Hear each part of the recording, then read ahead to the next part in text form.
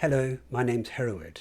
I'm a religious studies scholar and I've taught and researched extensively on the Western esoteric traditions. My areas of interest include the history of Rosicrucianism, the Gnostic heritage of Carl Gustav Jung, and the use of psychedelics in Western magic. I'm offering a 5-course Gnostic Studies curriculum for students at the Kosmos Institute. And the first course coming up this spring is called Gnosis 1, the White Serpent. If you're interested, in the next few minutes I'll introduce the curriculum to you.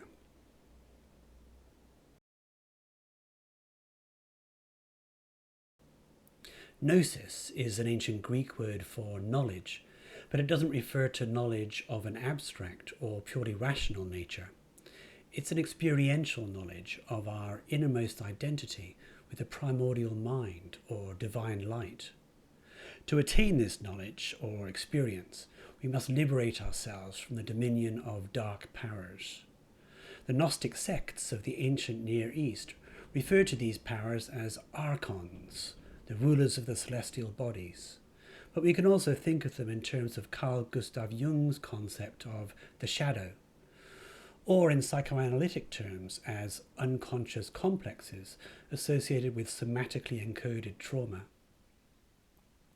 From this perspective, the various Gnostic traditions are essentially psychotherapeutic disciplines aimed at catalyzing the individuation process. You can envisage these traditions as an ancient tree. The tree's roots lie in the proto-shamanic practices of our prehistoric ancestors, and its branches reach eastward to Indo-Tibetan Tantra and westward to medieval Kabbalah. Its lifeblood is the bliss of women and men freed from illusion. Down through the millennia, some people have sought refuge under its boughs. Others have taken an axe to hack it down, but it's still sending forth new shoots today.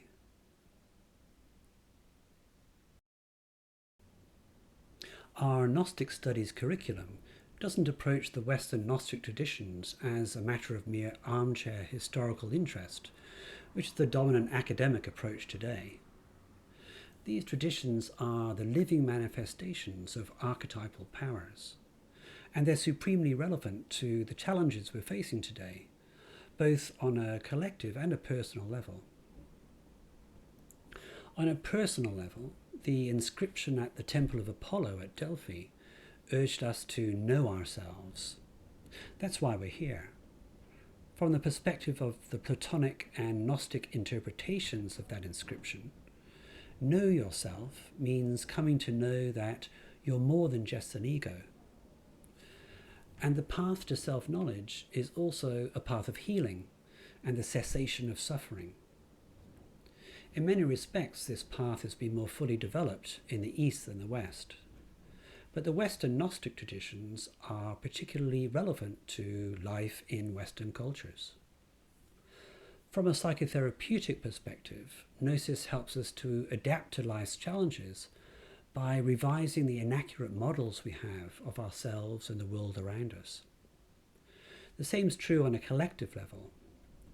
Humans as a species are facing unprecedented challenges related to the development of technology, such as the destruction of the environment, the threat of nuclear war, and the rise of AI. Meanwhile, we're shackled with the genetic baggage of millions of years of evolution. We need to adapt very rapidly if we're going to master the technologies we've unleashed, rather than falling victim to them or being enslaved by them even. Gnosis also catalyzes collective individuation and a global striving towards lucidity or meta-awareness. Unfortunately, we're currently stumbling blindly towards destruction, thanks in no small degree to the state of the contemporary universities, which almost exclusively promote the path of the ego, i.e., the path of darkness and ignorance.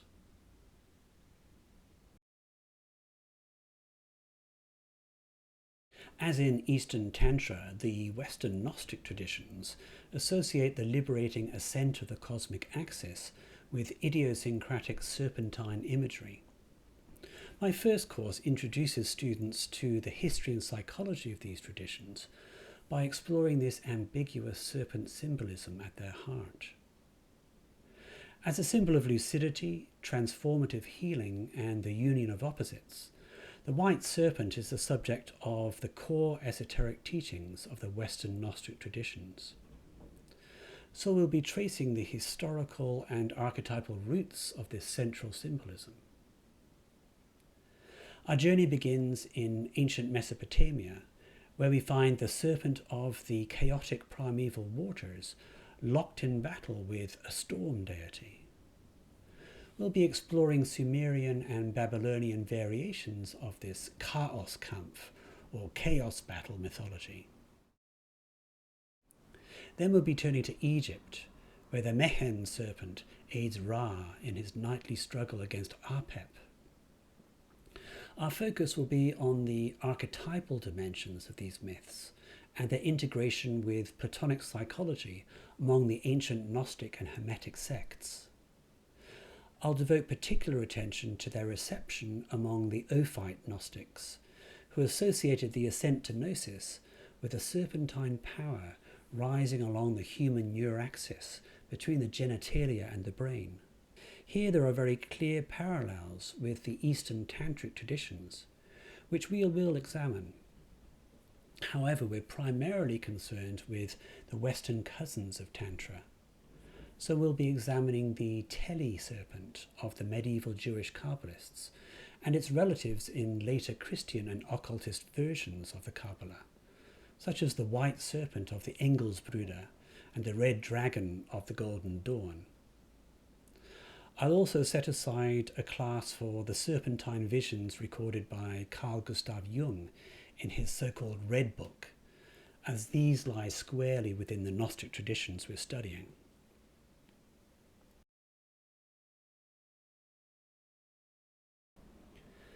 Rather than simply structuring our Gnostic Studies curriculum chronologically, each of the first 4 courses deal with one of the central archetypal themes we find woven throughout the Gnostic traditions down through the centuries.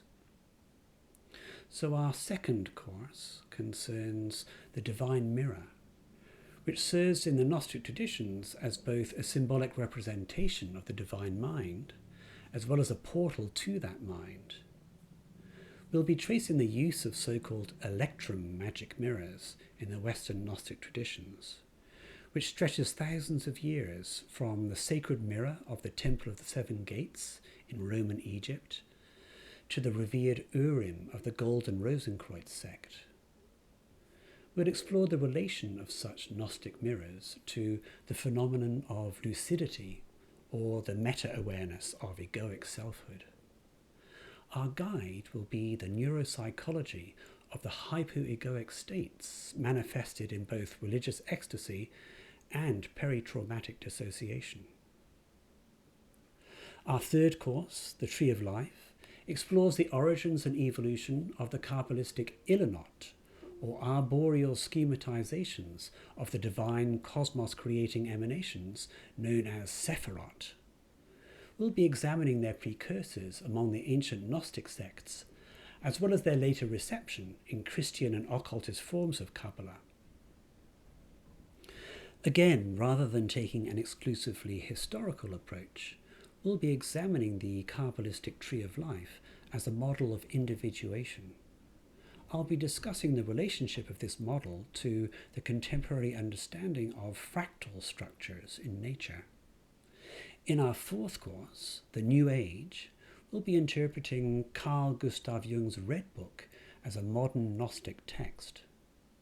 Situating Jung within the broader Western Gnostic lineage, we'll explore his connection to Rosicrucianism, Paracelsianism, Behmenist theosophy, and 19th century occultism. I'll be paying particular attention to Jung's visionary apotheosis as the Mithraic Leontocephalus and its relationship to the coming Aquarian age. And finally, our fifth course on psychedelic gnosis portrays the contemporary psychedelic era as a renaissance of the Western Gnostic traditions. We'll be examining experiential accounts of psychedelically attained gnosis from psychonauts such as Aldous Huxley, Timothy Leary and Terence McKenna, and we'll take a look at the history of hypoegoic Gnostic states of consciousness from the perspective of contemporary psychedelic neuroscience.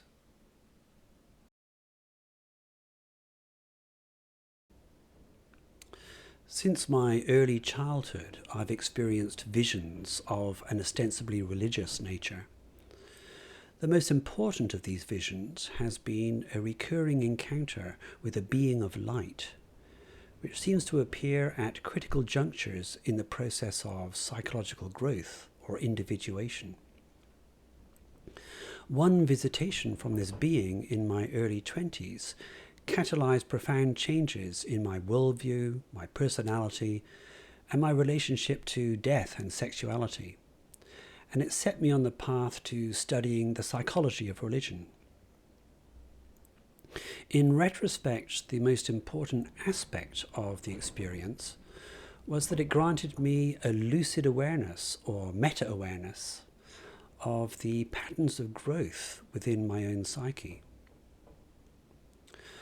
Over time, I came to recognize that the forms of my personality, along with my attitudes, deeply held beliefs, and those very visceral affinities and aversions we have, are in fact transient and mutable. Like avatars, they mask a deeper subject beyond egoic selfhood. That subject was the radiant being of light I had seen, manifesting itself at the developmental junctures between one transient personality form and the next. As my world and self-models changed, so too did my understanding of that being of light. Materialist interpretations, inspired by Freud and Marx, were replaced by a phenomenological emphasis on the irreducible experience of the sacred. Then my focus on Eliade was superseded by a synthetic neurophenomenological paradigm. These shifts in interpretation corresponded to my political proclivities, which oscillated leftwards and rightwards, just as they do within society at large. But in the midst of all these transformations in selfhood and perspective, the being of light remained, apparently unchanged. Rather than assuming a facade of academic objectivity in my courses, I consciously integrate my subjective experience with my exploration of the history and psychology of Gnosis. One central question is woven throughout my 5-course curriculum in Gnostic Studies. How should we interpret the second centre of the psyche, which reveals itself at times of crisis? On the one hand, I'll explain how my own accounts resonate deeply with motifs of heavenly ascent and angelification within the Gnostic traditions, above all with the Kabbalistic mysteries of Metatron, the angel of the divine countenance.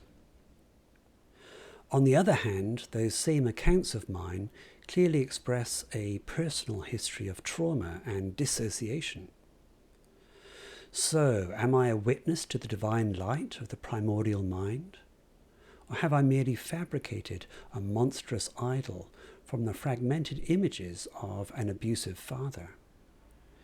In my view, not only are both interpretations valid, but they're complementary in a way that reflects the natural order, specifically the indivisibility of psyche and matter. So rather than offering a supposedly objective academic approach to our subject, I'll actually be advocating a non-dualistic or monistic form of gnosis.